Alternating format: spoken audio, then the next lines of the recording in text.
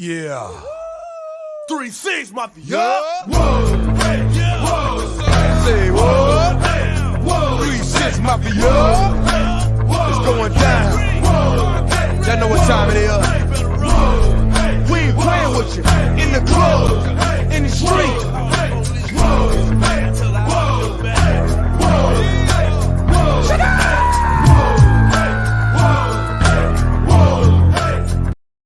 Ladies and gentlemen, welcome back to No B.S. Season 3, Episode 20. Me and my John, we're back on the saddle giving you tonight's program. John, how are you doing tonight on this glorious Wednesday evening? Well, adulthood is finally hitting me, truly for the first time, and I don't like it, but we're going to get used to that. But yeah, some tough things along the way, but glad that football has continued to be here. Obviously, it's been a traumatizing past 2 weeks. If you somehow a part of the group chat of MI6, you know how I feel, and yeah, we'll sit down to things later. Yeah, we're on Wednesday. I need to set up my fantasy football lineup. I have a lot of players on bye, so I was trying to find a good defense to back up the Bills who are not playing this week. Mm-hmm. So it's just like all those, key components to just building a good fantasy football team and trying to continue my undefeated streak in the MI6 fantasy league. Because right now I sit at 6-0 facing the other undefeated team. So hopefully I can win it, but this bye week is really hurting me, and I don't have a key star player. I don't have Russell Wilson. I don't think I have Najee Harris. Like, my team has been hit catastrophically. It's like my team had COVID or something. Oh, no. So I'm taking the L on this week and being 6-1 and still trying to run this table, but we'll see. But I know the coast to coast in MI6, I beat Isaiah last week, so we're doing on, strong in that league we're just scraping the barrel on waiver wires for that league, but we're getting through. We're making our way through. Isaiah said it would be a cakewalk in fantasy football, and I'm pretty sure he's in last place. So, yep. Isaiah. I think in the MI6 one, I think he's like dead last. I think he only has one win, or maybe not even a win. I forget. What? That's crazy. He said that was a cakewalk, but I understand like the coast to coast one. It's like you had no players, so like if you lost all your games, I couldn't blame you because there's no spare parts. And that was was it 14, 16 people on that? Dude, that's it. Yeah, that was boy. Yep, and it's like if you wanted a good player, it's like you had to strategically select it. It's like you want this player or like load up like wide receiver heavy because you were not getting any running backs. Like running backs were just like literally people took 2 running backs and the league just doesn't support that system. Wide receivers, it's fine because there's 4 wide receivers on the field. You can at least get, the secondary or third-dairy person on your team, and you'll still get like 5 or 6 fantasy points, and you'll get through it. But, let's continue on our glorious NFL topic. I know we touched briefly on about fantasy and how we're doing in our leagues, but, John, it seems that the Lions have come back to, in our topic discussion. So, it's in the jungle, the mighty jungle, the lion sleeps tonight. And now the Lions are 0-6. I know. I think, John, we talked about this before we got on the air tonight, ladies and gentlemen, that, anytime we talk about the Lions, I think we should just sing the Lions Sleep Tonight song. I think it's perfect. Like, any Lion King reference, we should just use it for the Detroit Lions. I think it's perfect, but, we'll see how it goes on No B.S. and as it develops. But, I'll let you, get underway tonight's topic now, John. Let's introduce the Lions. Folks, Trevor and I talked about this before the show, and I know it's like being repetitive, but here are the facts with Detroit. We all knew, we all know, we've all played the card game BS. We all know when somebody is full of toilet paper. We know that they're not telling the truth. Well, here you go with the Detroit Lions organization. We believe in Jared Goff. We're going to build around him. We're going to do all this. You get this offensive tackle from Oregon. It's now you're kind of seeing the effects. Is Jared Goff what's going to happen after this year? Like, Trevor, when things like this happen either in the NFL, like my brain goes into different directions beyond this season. Now, How does this affect Jared Goff next year? Is he going to have to take these 1-year prove-it deals like a Cam Newton or somewhere else to maybe kind of see can he bring himself up back to their starter role? They're 0-6, man, and I don't blame it. A couple weeks ago, I think they were celebrating Calvin Johnson's career. And, of course, the Ford family was booed, and I think rightfully so. I think when you have an organization like Detroit, I don't blame anybody for being frustrated. 0-6, can they go defeated? I'll be really curious to see which defeated team is worse, the Detroit or the Cleveland Browns team or the Detroit Lions football team. Which one would win the game first? That 0-16 Browns team with Deshaun Kaiser or potentially the 0-6 Detroit Lions with Jared Goff? It's right now really hard to say, like looking at the Browns and then looking at the, 0-16 Lions, now this Lions team. I will throw another team in there. The Miami Dolphins that went 1-15 that one year as well. So, like, you have that. And then you also have last year's Jacksonville Jaguars who went 1-15. So it's like you're scraping the barrel of who is the worst versus teams who just got the short end of the stick and just lost a close game. That's what you have to start analyzing in it. And, like, if we could, like, I don't know. I know we didn't pull up all the stats of, like, how their games ended up unfolding and if they were close or not. But, like, this Lions team, from what I'm looking at, it seems like it's more like, sure, they lost by, like, one possession. Like, they lost by a point. But majority of the games, they have lost by a 2-possession game. So it's not like they're, like, losing it on, like, a last-second field goal type of scenario. They're just getting beat. And I don't know how you would do it as a quarterback when literally you could have beaten the Bills. You could have beaten the Vikings. Yep, you could have beaten the Vikings. You could have beaten the Ravens, but you didn't. So it's like there's that. But then you look on the flip side, they get blown out by the Packers. They get blown out by the Bengals.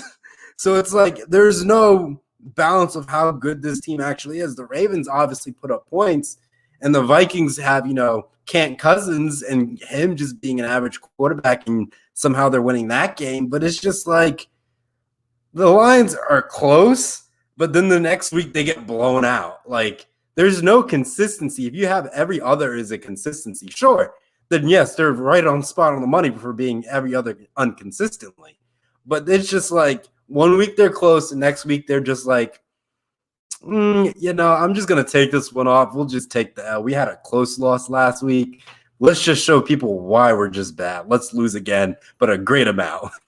The Trevor finger is something special. But either it's the Jared Goff effect or it's a team that's in denial about them rebuilding. So I don't know, because as we talk about teams that were defeated, the Cleveland Browns team that went defeated that year weren't as bad as people thought, despite the record. They were, for most of the games, if I'm correct me folks if I'm wrong, they were within 3 or 4 points of winning a lot of those games. So they kept them close.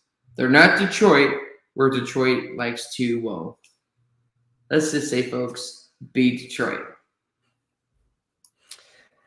I think it's just I think it's more of just a front office type of perspective. But at the same time, it's like you look at their drafting, it's like, sure, they had like Hall of Famers coming through. They had Ndamukong Suh at one point. They had Calvin Johnson. Like they had a star player, but they just never truly, I would say, built around it. It's like they didn't get like extra key components where it's like they draft, high in the draft every year almost, but you don't see them, getting these star-studded talents that we've seen come through the NFL draft portal. You had Matthew Stafford. You could have given him an offensive line with like 3rd-round picks or 2nd-round picks. You could have gave him another star wide receiver in his time span while he was in Detroit. But what you do? No, you don't do that. You just lowball him, almost like an Aaron Rodgers scenario, where it's like, imagine if Aaron Rodgers had like some of the top, 5-star recruits coming out of college going into Green Bay. Imagine if he had those types of wide receivers and his, caliber talent. Now, imagine Matthew Stafford, getting those key, lead wide receiver, leading in receiving yards, or, top running back rushing for like 1,000 yards. at a respective school, and just like the list goes on and on. But the Detroit Lions didn't really do that. And it just shows year after year. When's the last time they've really been in the playoffs? It's like they haven't been there. They haven't had like a double-digit win season. I haven't seen them go like, 10-6 or like 8-8. I haven't seen that in like forever in them. It's like it's just a disappointing franchise. Is it the city? Is it the team? Or is it the front office? It's like there's so many question marks. I can't even tell you where to begin, to be honest with you, John. Number one is the front office. Number two, what I would say it would have to be when you're talking about Detroit. I wouldn't say, this is my opinion, I wouldn't say that Aaron Rodgers, having those weapons would be compared to Matthew Stafford in Detroit not having the weapons, because you've had Devontae Scott and those guys who just the numbers don't show it, but they can ball out. You had A.D. Lacy. Now you have running back here. Now you got second-year running back A.J. Dillon. Imagine having a Devontae Adams like receiver for your entire career and having the offensive line and the defense in Green Bay, we know was that. But I'm not too sure at this point. But maybe we should just continue on because I know my football brain goes pretty much everywhere. Yeah, John, I think it's just like you said. I know I can't really compare, the whole Aaron Rodgers scenario too, but it's like now we see, Matthew Stafford move to the Rams, and now he has, good wide receiving core, good running back, and all that stuff. And like he's running the table, he's being very dominant. So it's like that's why I kind of would say like if you gave him like weapons in Detroit and actually built stuff around him, you could probably have almost something maybe similar, but maybe not exactly to what he's doing right now with the Rams. I could be very far off with that, but it's like we don't know because that never existed for them. I will tell you before we move on, it's the Detroit Lions front office. Let's just be brutally honest about that. We know maybe there's more we don't know about. That you can't sell a team or it's not as difficult or as easy as we think. But until the Ford family doesn't own the Detroit Lions anymore, unfortunately, Detroit is going to be Detroit. Just wait until MI6 has the money to buy an NFL team. I just see Isaiah firing people. Don't. We want the Ford family back if you do that. That's how bad. Can you imagine how bad the Ford family is in terms of how they run the organization? And then you bring in Isaiah. It would make the Ford family look like Bill Belichick.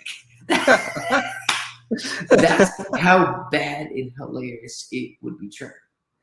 Oh man, it'd be something interesting, I would say, at the least, if the MI6 ran an NFL team. I think we would do well, but then there's just, I don't want to bash Isaiah, but I think it's just, I don't know what kind of coach he would even be like. I wouldn't even give him special teams because I feel like he would screw up the extra point and make us lose somehow. And then we would have Isaiah lose again. That would have to be the team's national anthem, but that's neither here. But yeah, let's move on to another NFL topic. We got the Cardinals. They lost their I wouldn't say lost their head coach, but their head coach tested positive with COVID. But they just stunned the Browns, 37-14. I'm trying to figure out what happened to the Cleveland Browns who played the Chargers last week, played it extremely close and all that stuff. But then you face the elite. I guess you could say the Cardinals are elite now because they got Zach Ertz now as a tight end. So it's like they're building in something. I don't even know how to describe it. It's like you have a good defense now. You got wide receivers. You got a tight end. It's like, what else do they really need at this point? Like I forget what kind of running back they have. But imagine if another big name running back just goes to Arizona. It's like you could argue Tampa Bay 2.0, but at the same time, it's like it's Kyle Murray as quarterback. But if you just swap that out with a veteran, you could make a reasonable argument if you wanted to. But at the same time, John, it's like it kind of almost is a segue into like the second part for like the NFC West. It's like who's top dog. I know Seattle's kind of out of the picture without Russell Wilson, but then you have the San Francisco 49ers, the Rams with Matthew Stafford, and the Cardinals who are just like stacking everybody up. Like who you got left there, John? What I say for Arizona, obviously losing Cliff Kingsbury due to positive COVID-19 test, and then you have Vance Joseph, who's Vance Joseph. And not just that, you have your special teams coordinator, I believe, coaching that football game. helping with Advanced Joseph with that team. You have James Conner. You have the other backup running back. I always forget his name, but they have, and I believe they also have a rookie running back. So, I mean, these guys all around. Kyler Murray's in discussion, or should be right now in discussion for MVP. Again, through the first 6.5 weeks, I believe, folks, 1,745 yards, Trevor, you correct me if I'm wrong, 14 touchdowns to 4 picks. So he's already getting better and better as a passer and as a runner. I think with this team moving forward, though, talking about from the Browns side before I talk about from the Cardinals, because my brain is all over the place. Baker, since week 2, from what we've been hearing and saying, is that he's been playing with the injury or something was wrong with his shoulder, which is why he is out for this week. So he's been dealing with that since week 2. And I imagine that shoulder pain over time, you're not going to address that, is going to eventually catch up to you. And that's what we're seeing with the Browns. But the Cardinals, man, like you could say, oh, it's the same old Browns. But this is a team that you could say, oh, you didn't have Nate or Cream or Odell was Odell. He got injured. Maybe he's not a bust, but he's just one of those guys that could have been a future first round Hall of Famer, but things happened. Cardinals, though, as much as I hate OU as an organization because it's a fun football rivalry. Again, I hate OU, just the team because it's OU. But Kyler Murray is something special. I said this before he went. I saw when he nearly beat my Texas Longhorns in 2018. That game when Dicker the kicker finally got his name out there, man. I saw like this guy is something special. Like OU knows how to make really exciting quarterbacks. Now look at it. Do we really see a lot of OU quarterbacks have success or be really in the MVP conversation? People criticize, oh, he's too short, so Skip Bayless needs to play baseball. The only question I would think or position to address Trevor would be improving their offensive line. Because later in the season, as we saw last year, 6-2, that catch against the Bills, and then it all went downhill. So when Cliff Kingsbury comes back, as the team was forward, the trade deadline, I'm not sure how that works this year because it's a 17-game season, 18-week total season. So I don't know if it's like week 8 or week 9, so somebody could clarify that. The point is they need to work on their offensive line, and really that's the only piece they have. James Conner and I can't remember the other guys running back, but this team is stacked. They're phenomenal, and I can't say just yet that they're the worst or best threat in the NFC West. They're obviously the second best San Francisco rookie quarterback. But like you said about Matthew Stafford, they're doing something special there. Didn't they win this last week like 30-11 against, I think, the Giants or somebody? So this team is phenomenal. But folks, Cardinals, they could be something special. I just think either the coaching or really improving on their offensive line. But I'm telling you, man, Kyler Murray should be in the conversation for NFL MVP this year. Yeah, just that division alone in most years, I think, is always a coin flip. You don't know who's really going to pull out on top. Like in earlier years, it was like lopsided. They were always like the bottom of the NFL. Wasn't really doing too great out of all the teams. But like now, it's like these teams. Like when you say, "All right, who's going to win the division?" I'm like saying I could see them all splitting their own like divisional games because that's how close they are. They just get lucky one week, or like one team just gets hot and they end up winning it. There's like nothing really I wouldn't say consistent, but it's like all 4 teams can beat each other if they're all healthy. Let's make that clear. If they're all healthy, they can all beat each other. But now you got to factor in reality where there's injuries and all that stuff, and it's going to be like shifting around. It's like if the 49ers can figure out the quarterback situation, they haven't yet. It's like that's like the 3rd best team in that division. Like maybe it's even 2nd if, they actually get their act together in the quarterback position because they're kind of fine. Their defense is holding up to a respectable amount compared to last year, though. It's like a lot of those players are, coming off of those injuries from last year. Obviously, he's probably not 110% compared to like what they were going into like the season of 2020 where like defense was like their pillar of like, playoff contention and their quarterback, Jimmy G take care of a few things, handle the ball off, doing short passes and all that stuff. But now it's just like they have fallen off a little bit, and it's not pretty. But then you have the Cardinals, like you said, John, loaded up to the brim.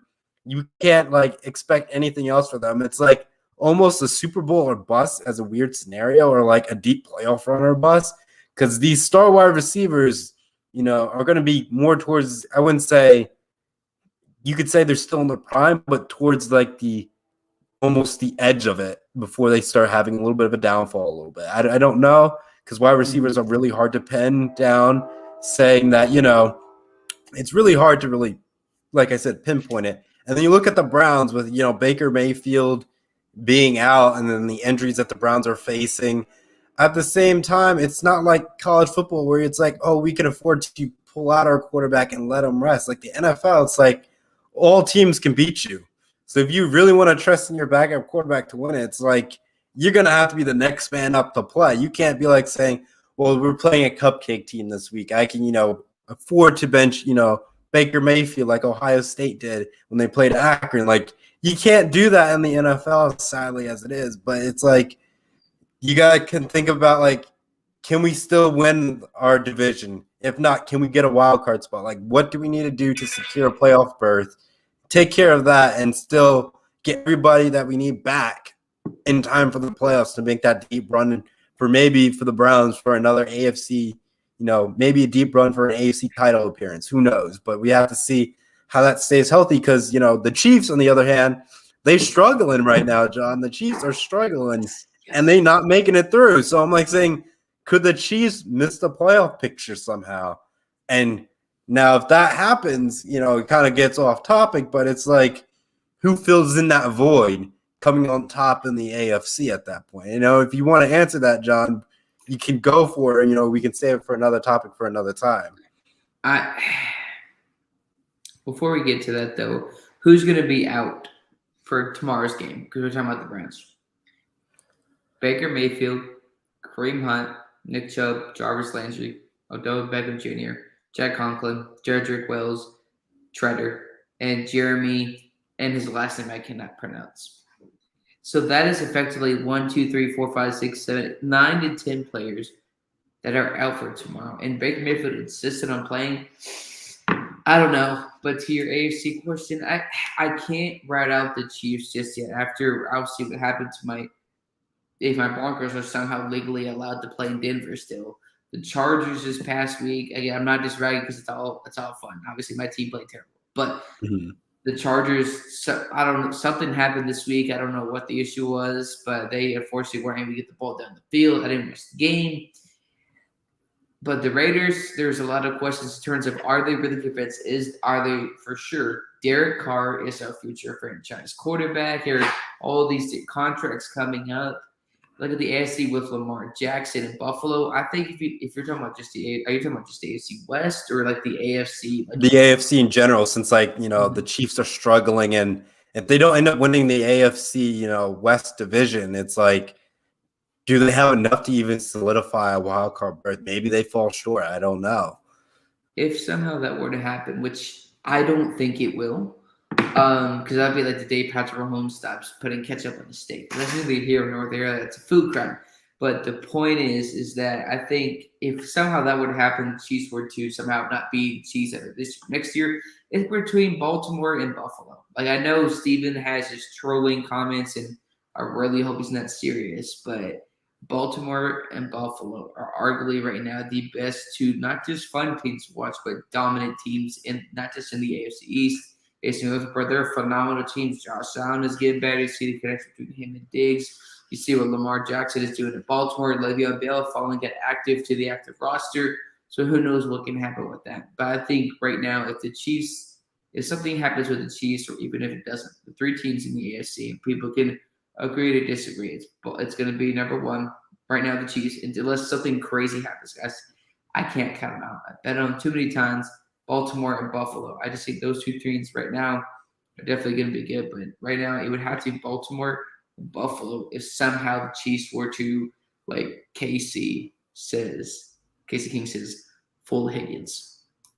Yeah, like you said, John, I don't know who would pull out if the Chiefs fell short. And at the same time, it kind of opens up the field, I would say, a lot more in the AFC division and divisions in general.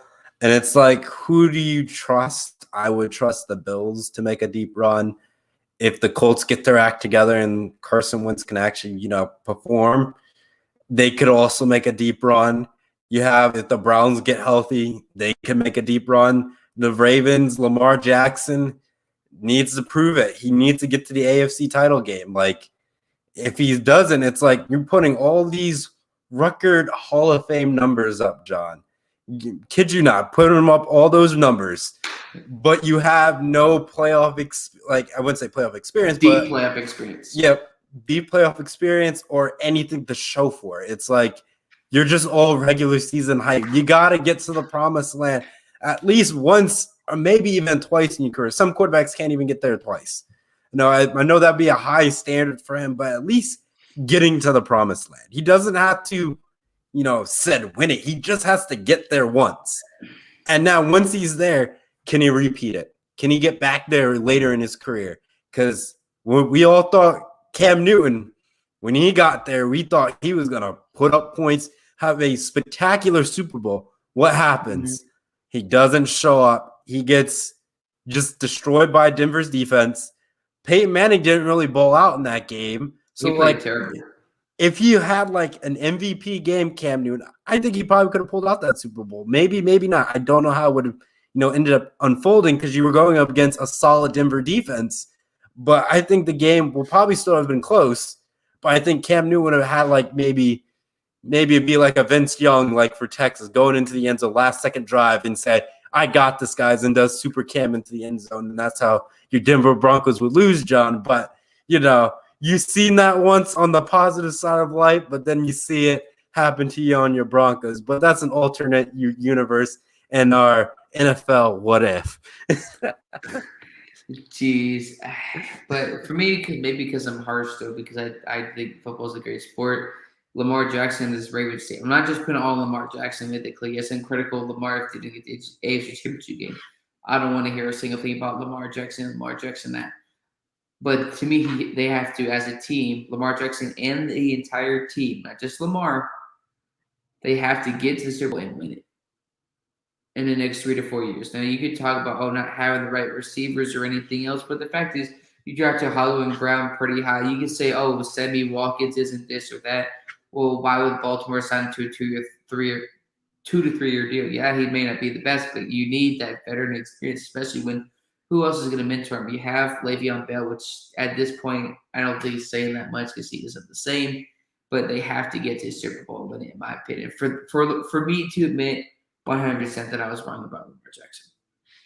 Yeah, even the Ravens this year, when they started the season, they just were injury riddled in the backfield. They had no running back. So it's them getting to the playoffs and winning the Super Bowl with what they've gone through at the beginning of the year, I would say is pretty impressive. If you lose your running game and your quarterback is your only option to run the ball, that's not great in reality at the early part of the season, to be honest with you. It's not college football where you can just run up and down with your quarterback and say, my quarterback is also a running back and he can still put up, throw for almost 300 yards a game and almost rush for 100. It's Heisman numbers. Come on. First grade, John. First grade Heisman numbers. That's the thing is the people, maybe I'm wrong, we all love to relive our childhood. We want to reboot a Sweet 11 Sound. We want to reboot this and this and that and that. We saw with SpongeBob. Patrick's show was terrible. The SpongeBob core show was terrible. They ruined everything from the original. The point is, and I say that back into Lamar Jackson, we love the career of Michael Vick, and rightfully so. Up until, of course, I think he went to the Steelers for 1 year. But the point is, you have the closest thing to Michael Vick in a long time. Maybe people are trying to relive that. Obviously, he's a better runner, I think, overall or maybe a little bit close though. Folks play Madden 04 and play Madden 21, and then maybe let's kind of see the comparison there. But I just don't see it so far as a team. I know you say Lamar this and Lamar that, but you have to beat the best to be the best. I'll say that about Josh Allen. I'll say that about Lamar. I'll be consistent. I'll say that the same thing about Tua or any other quarterback that I'm a critic about. To beat the best, you have to be the best. Tom Brady did it early on in his career before anybody knew about him. And we've seen it time and time again. But he has to overcome that hill. We can't have excuses. Yep, I think that kind of, you hinted at too, kind of transitioned into our last NFL topic for tonight. is the Washington football team is talking reports with the Miami Dolphins to trade for Tua. The Washington football team needs support. Let's be real, John. There's way more than they need than the quarterback position. You can probably find an old-time veteran at this point in their career because they're getting moved around so much. But then my question is, why are you going after Tua when I would rather go after Chicago and get Nick Foles, to be honest with you? I doubt people would like that as Eagles fans because you're bringing a quarterback that, got you to the Super Bowl. Now he's wearing, a rivalry, opposing team rival shirt. Like, you kind of wouldn't do that.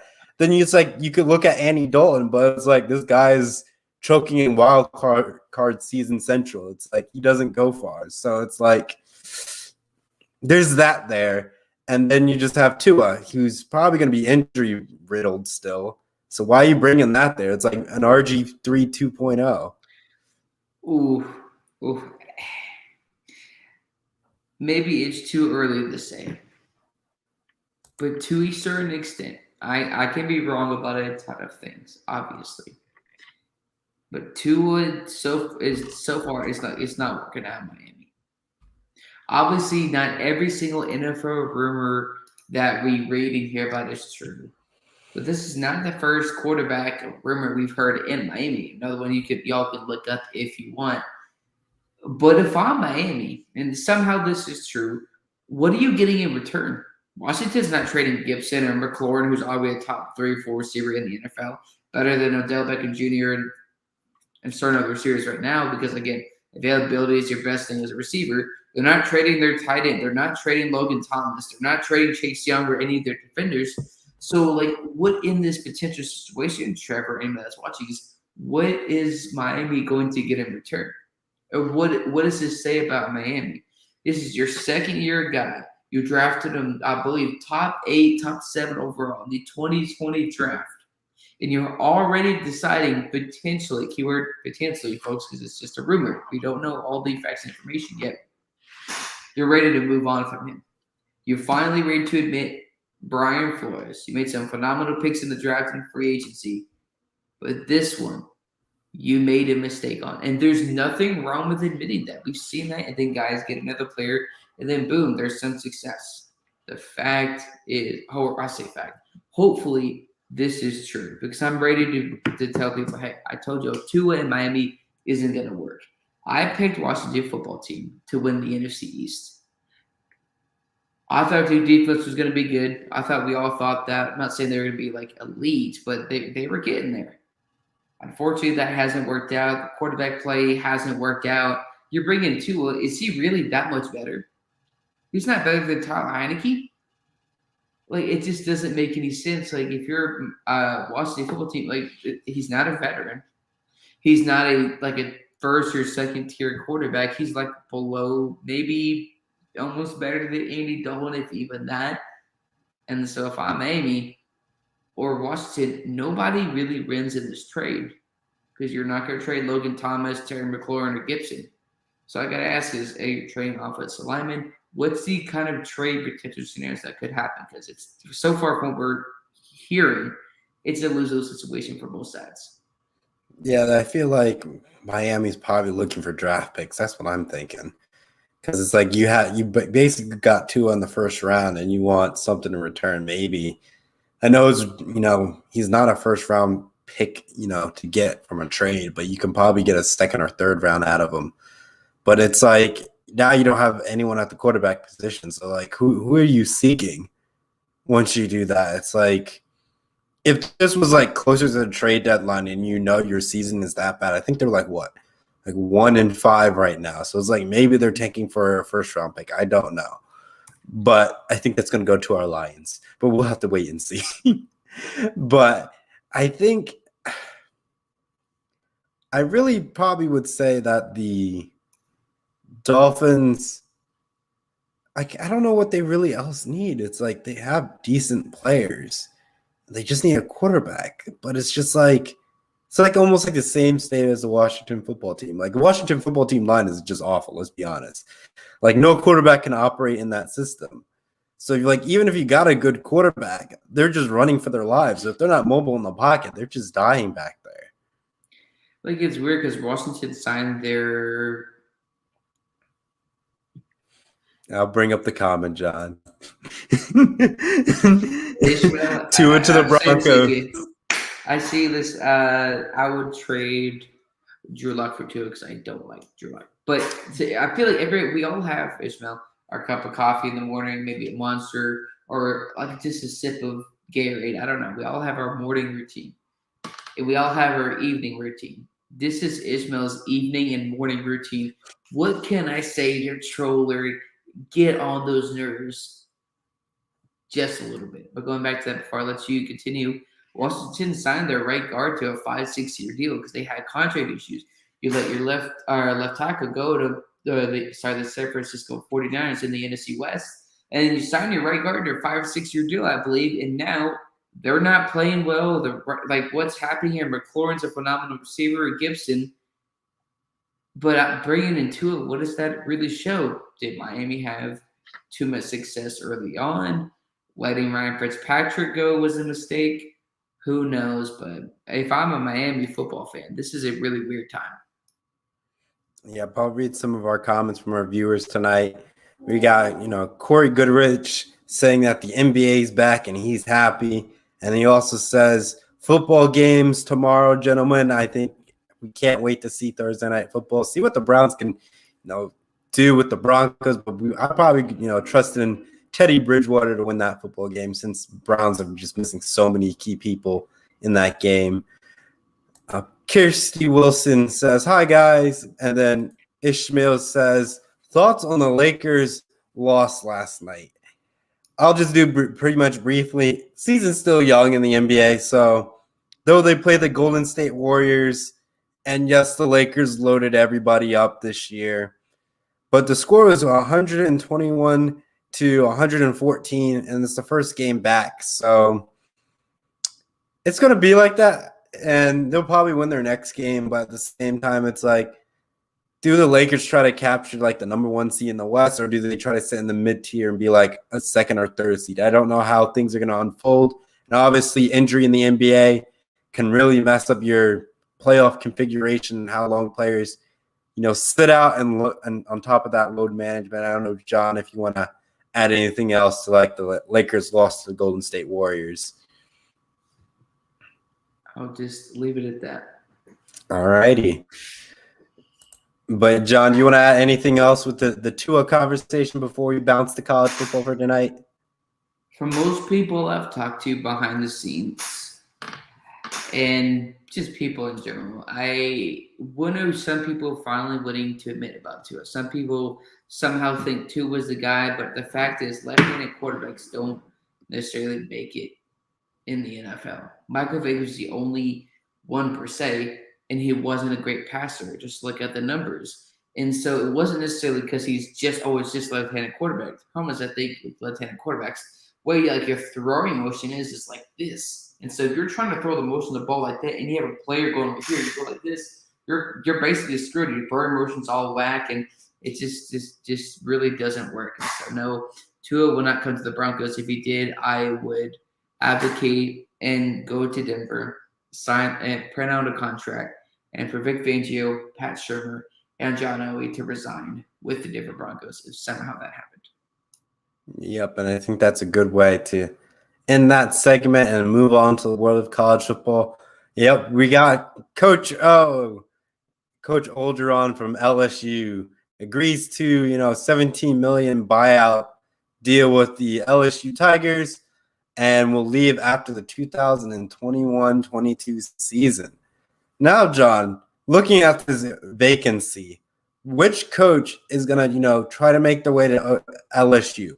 Me personally, I don't think Dabo Swinney will make this jump either. He will stay at Clemson. He's won national titles at Clemson. They're paying him big bucks to stay at Clemson, so I don't think he's going to jump ship until Nick Saban leaves Alabama. Then he'll probably try to seek after that job. But until then, Dabo is probably going to stay in with Clemson.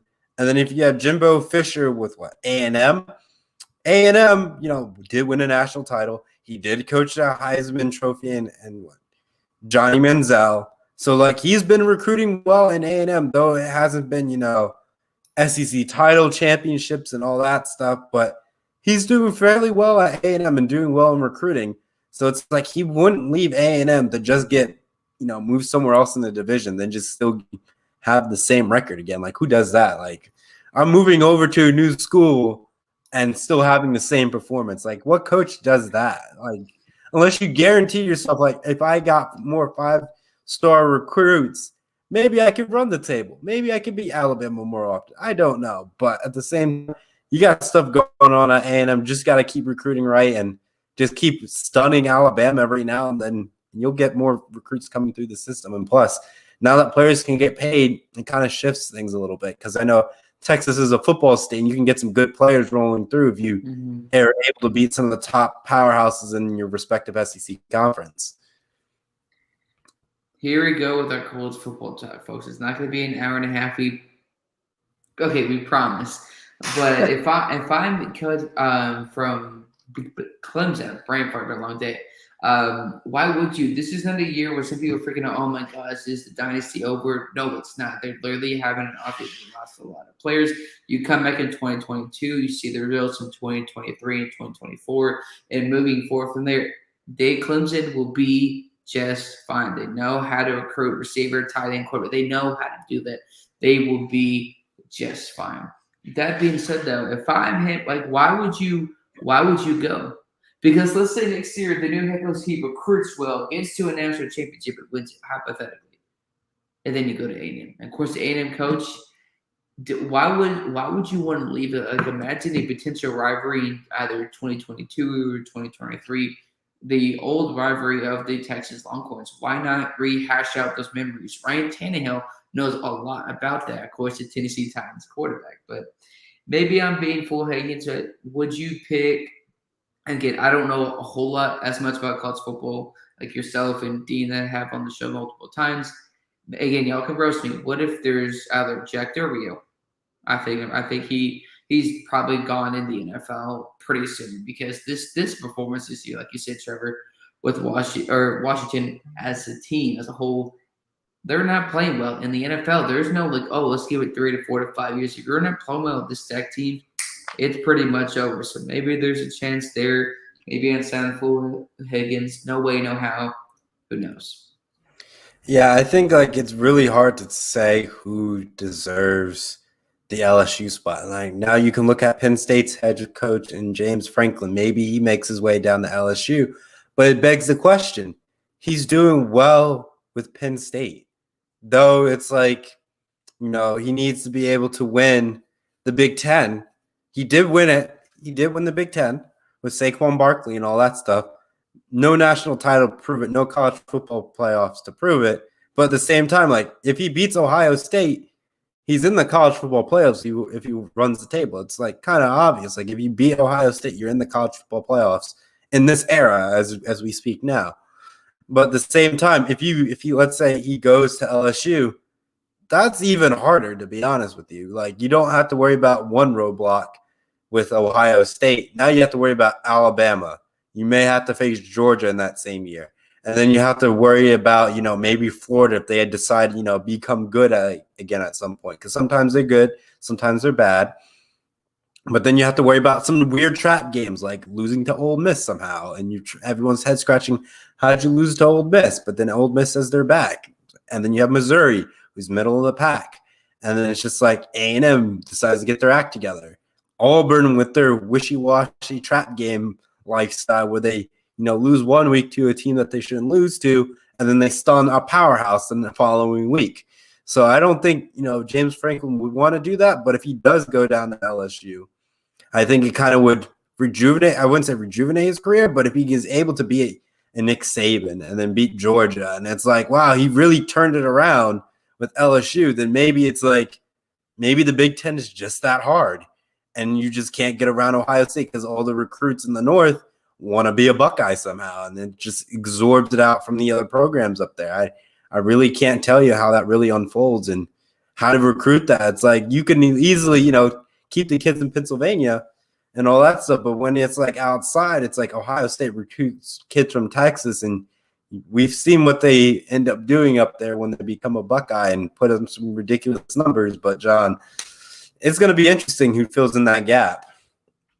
It definitely would be interesting, but no, I'm not going to do that because we would go down the rabbit hole. So we'll leave it at that. Yeah, and let's move on to our other part of our segment. If I can find our glorious picture for it, let's move on to our Pigskin Pick'ems.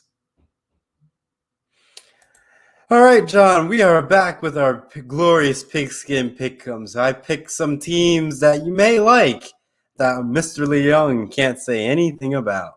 So, in our picks tonight, ladies and gentlemen, I'll just read them off and then we'll go back through and we'll just talk about them for a little bit. So we have number 10 Oregon versus UCLA. And then we have for a number 2 game for college football, we have USC versus Notre Dame. See, ladies and gentlemen, 2 of Isaiah's teams. And number 3 is for our NFL games, our 2 NFL games we have, which is Bengals Ravens, which I think is still going to be good. Young talents, Heisman Trophy winners going at it. And then you have the 4th Thursday Night Football with the Broncos Browns. So, cap off our Pigskin Pick'ems. But before we reach those games, let's start at the beginning, John. Who you got? You got Oregon or UCLA? Oregon is 5-1 and UCLA is 5-2. Who you got? Even though I'm not the biggest fan of both teams, I'm gonna have to say Oregon. Maybe because I don't know hardly much about college football. I'm trying to learn more, but Oregon I think is a phenomenal team. Well, obviously that loss they had, beat a house, all those things, but I don't know. I just think I'm definitely confident in them. And you know what, folks? I've had a bad show. I've stuttered a lot. We'll get over it, but I'm going to pick Oregon. This is a tough game. UCLA has 2 losses. Oregon has 1. The Ducks have their lucky stripes on with their millions of uniforms at that glorious university in Oregon. But then you have UCLA. It's at the Rose Bowl Stadium because that's where UCLA plays. I know this is going to be an ESPN Classic, ladies and gentlemen. And I think UCLA will probably hand Oregon their 2nd loss and shake up the Pac-12 a little bit more, which eliminates the Pac-12 from the college football playoff scenario. And we all want that as college football fans because the Pac-12 hasn't been relevant since Washington has been in the college football playoff scenario, ladies and gentlemen. So I think UCLA will cause some mayhem and create the upset number 10 Oregon. All right, let's move on to game number 2, ladies and gentlemen. We have USC and number 13 Notre Dame at Notre Dame. John, who you got? You believe in the Trojans with their Trojan horse to steal this game, or will the luck of the Irish prevail in this matchup? Even though, as much as this is a trap answer for me. I despise USC. We beat USC. Matt Leinart, I don't know if you still do a football theory for that, or Reggie Bush. But here, the point is, though, as much as they want to root against USC, Notre Dame always seems to find that trap game to lose. They find ways to lose games. We always put them out there. Notre Dame every single year. They're going to be doing this and that, A, B, C, and X, Y, Z.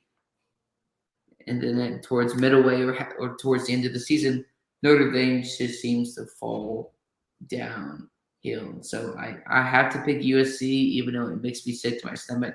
Just saying those words right there. Yeah, I'm going to have to agree with you on this one, John. Like, Notre Dame has been wishy-washy. They lost to Cincinnati, who's number 2 or number 3 in the nation now. And USC with Keaton Slovis and all that stuff, they used to have potential. And now USC is trying to, survive in the Pac-12 and all that stuff. But I think this is a game that, will kind of help them make a pivot in the right direction if they can beat, Notre Dame, get that step in the right direction and try to look, I would say, for USC, try to finish the year strong, maybe get, if depends how the Pac-12 unfolds out, maybe they can slip into the Pac-12 title game. I don't know how much help they really need to get in it, but I'm going to have to agree with you, John. I'm going to go with USC on this one as well. Don't tell Isaiah that he would flip out. I know. Next up, we have Bengals Ravens. 2 mobile quarterbacks, no line for Joe, but wheels on Lamar. Who you got?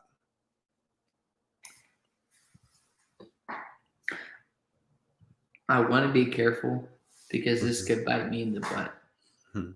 What Lamar and the Ravens are doing, I could say it's something special, but it did last year and the year before, so nothing different. I'm going to go full Isaiah Higgins on this. The Bengals win by no more than 2 points. It's going to be I could actually see scoring that, to be short honest. game. Because I I could just see think Joe Burrow, you have your backup running back because Mixon's injured. Jamar Chase, who like I said, we all knew he was going to be phenomenal. Now, how the offensive line holds up 10 weeks from now, I'm not too sure about that. But for right now, the Bengals, they're 4-2. They're finding ways to win games. And so, obviously, Ravens have a better quarterback. But running back, receiver-wise, I'm obviously going to have to say it's the Bengals. I mean, Jamar Chase has one 30-plus yard reception in every game he's played. And this guy, it's definitely something special. Yeah, John, it looks, I would say, interesting, none of the least.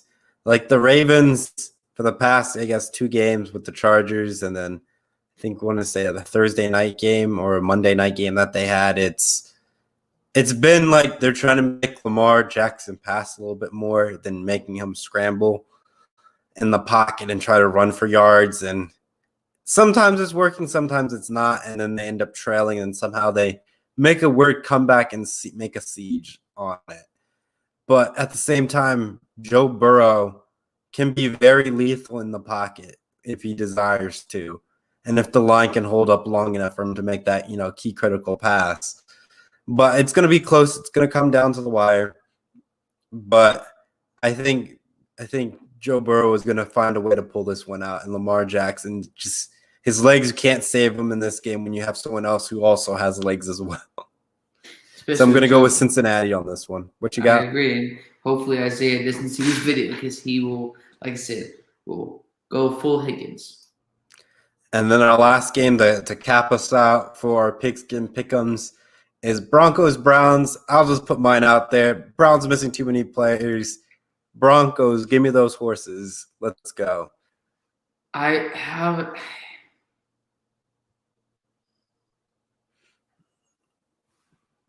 Why are you second-guessing, John? I don't have faith in my head coach. I don't have faith. But you don't trust Teddy Bridgewater. I frankly, I don't know if it's completely on him or is he the play calling. Like you saw last week, look at a couple of plays like Isaiah was mentioning. It was questionable. I know Case Keenum was starting for the Browns this weekend. He hadn't started since he took the Vikings to the NFC Championship game. Or with Denver, ironically. He's facing his former football team, ironically. I say Denver, but hesitantly because I don't know what's going on with Denver. I just think moving forward, if you're the Broncos or the organization, if you somehow lose this game, I don't see how they would. You would deserve to forfeit the season if you lose against this injured Cleveland Browns. If somehow that happened, Vic Fangio and Pat Shurmur, I will find a pink slip and I will deliver it to the Broncos organization, and they can slip it under your door because, like Trevor said, we're both picking Denver. But we've never seen this many star-studded players out and Baker Mayfield's out for this weekend. We'll say moving forward. It's the Broncos, but I'm not sure how much faith they have in that head coach or coordinator.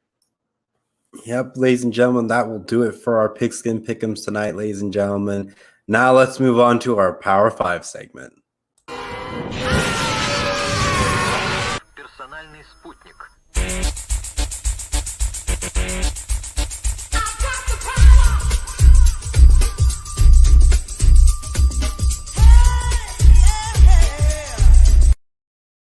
All right, for our Power 5 segment tonight, ladies and gentlemen, brought to you by Marvel, where you can get all your favorite superhero items. So for our Power 5 segment tonight, ladies and gentlemen, it's picking our 5 Marvel weapons we would like to have. So I'll go to John. John, give us your list for the 5 Marvel weapons you would like to have. They can be anything that you desire, from vehicles to the weapons itself. I'm going to say number one, the Infinity Gauntlet. Because therefore, what I could do in the middle of class or something, Oh, by the way, like he failed his class or he failed the test. Nope, we're gonna do this again. No, I didn't. Nope, that was correct. I was right. I didn't make that mistake. It's like all your mistakes would have never happened. You sound All like the Doctor Strange, where you try oh to, my and what if keep redoing the same scenario over and over, but you keep getting the same result. Maybe that like test you was say fate. like you accidentally mouth out the wrong person or just say something ridiculous like I say or just do something like okay let's do it again. Boom, I went to the concert again. Boom, we're gonna keep doing this again. I'm getting more money for my buck for going to this concert, doing all these things. It faintly got me with that. It's definitely something interesting. Another one I have is a portable Iron Man hand blaster. Obviously, you have to use your powers for good. You can't just be hand blasting drivers that cut you off in the middle of the road here, especially if you live in any state, because you can't do that. But like, just I don't know. I just think I've always been like a fan of like the Iron Man suit.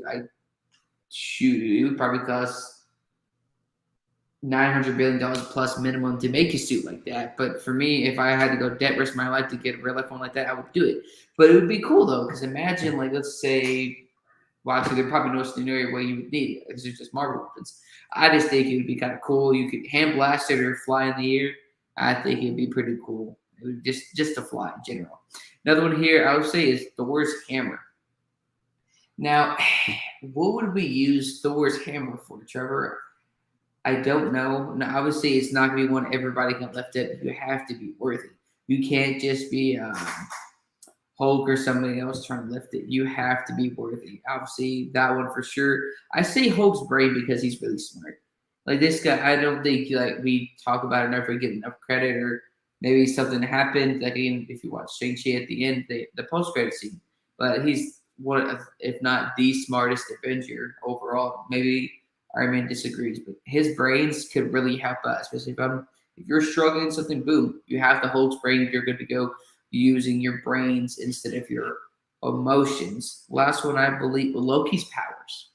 And I don't know I can't remember what you would call this, but to transform into any person you want. Imagine how when he did that when he turned into Captain America. Imagine being able to do that. Like you're either a kid in school skipping class or do something ridiculous, something that's fun and goofy, nothing troubling. And you could ironically get away with it. I'm not encouraging to actually do that stuff, folks, but just having some of Loki's powers, I think would be pretty cool to transform into. It would kind of freak people out during Halloween. Like you just transform to the person next to you, or you walk through, hey, how's it going? I don't know, just that would be pretty cool. All right, I'll list my Power 5 segment. Let's start with my number 5. So I got the Spider-Man suit. Just think about it. Web slinging action. And then it's like, though, like in the original Spider-Man, like the suit gets torn up. I kind of want like, the current Spider-Man with, Iron Spider with like the gadgets and all that stuff to give me more of like an Iron Man type of vibe, but it's still the same fabric as like the Spider-Man suits that have like we saw many different variations throughout the comics and even in the video games. There's a lot of Spider-Man suits in the video games as well. So that's why I put it in the 5th spot. There's many very alterations to the Venom suit to beyond. Like the list goes on and on for all the Spider-Man suits. Next up, I will have to go with the Ultron Infinity suit from the What If series. It's like a knight. He has a cape. So it's like, it's that perfect, I would say, not a villain, but it's like being a king, but you have the power of the Infinity Stones. It's like no one can stop you. Like you're ruling the universe as it's like, as the character is portrayed in the What If series. So like, I kind of like that. If I could see myself in that, I think that's a good fit, being like a knight almost, but with the ultimate power of the Infinity Stones. Next, I have the Iron Man suit. I think you have many alterations to the Iron Man suit, and then you have the Hulkbuster suit. So you can, power up and fight the Hulk if you wanted to. But then you have like, different colors to different techs. You have like the War Machine type of suit with a big gun on your shoulder. Like you said, you can mix and match these Iron Man suits together to figure out the combination you need. But at the same time, you could even have like a nano suit and just like go very high end with what Tony Stark has. So like the possibilities of the Iron Man suit are endless and many different upgrades you can add to the suit while keeping as the same suit. That's the beauty of the Iron Man suit. Number 2 is Captain America's shield. You got to go all reliable. You can throw this thing and it comes back to you. It's like a boomerang, but it's just a discus, and you can, throw it anywhere, and it can withstand Thor's hammer. Remember in the first Avengers, Thor swung his hammer and hit it, and you hear a loud bong sound. So it's like this shield can withstand a lot of damage and a lot of power. So I'm just imagining that it can withstand it. But as we did see, in Avengers Endgame, where the shield broke. So it does have its limits.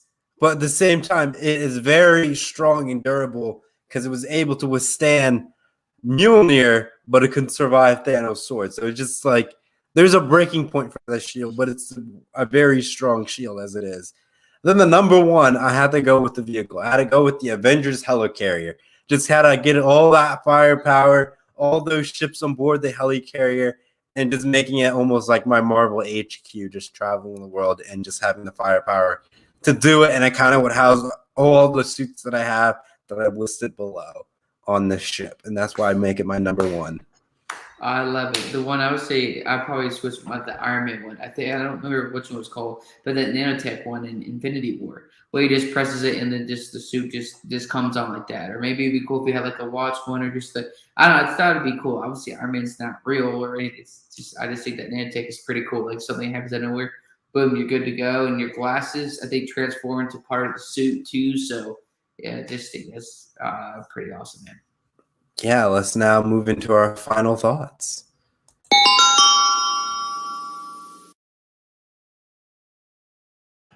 All right, ladies and gentlemen, we have, did a little bit of a shorter program today. As you can see, we hit the hour mark, and it's not like an hour 15, but it'll probably be like an hour and 10 or something like that, depending on our final thoughts. But John, I want to go to you. Let's wrap up tonight's program. You got any final thoughts for us? It has been really busy, and maybe Cal doesn't want me to say this, and I'll get in trouble for it. I don't know. Cal and I are both, obviously, like Trevor and everybody else, are very busy. But I know y'all enjoyed Marvel Dudes, and that to me was awesome. Maybe it could happen in the future, but for right now, it's on a break. And I say the network's coming back, but again, my communication's been very terrible on that. This could be maybe once every other week or once a week. Episodes would be pre-recorded. One show once a week, because let's just say it's been very busy and a potential big guest coming. So I'm crossing my fingers on that one. And for me, it's been a fantastic show tonight, ladies and gentlemen. We had great NFL segment, lasts about 30 minutes. So it seems like our first segment is the heavy hitter every night, ladies and gentlemen, when me and John are on the show. Definitely fantastic having him on the show. We have great conversations here on this rendition of this edition of No BS before Isaiah goes on his tangents about his teams and throwing, his, 49ers life in every single topic that we do here on this show. But it's a nice, change of pace where, we don't have him here, but, we do, miss him around and during his outlandish takes and us having our terrible reactions to them saying, how could you say that? But, it's no BS for a reason, but then it's just him. It's just BS, depending how you want to take it. of those topics about that, ladies and gentlemen. But, besides that, we had some great college football, great Pigskin Pick'ems, and then the Power 5 to wrap it up was Marvel weapons. We had some great weapons out there. Comment down below what some of your Marvel weapons would be. What would you like to have? I understand, we have our stuff on Anchor, Spotify, Apple Podcasts.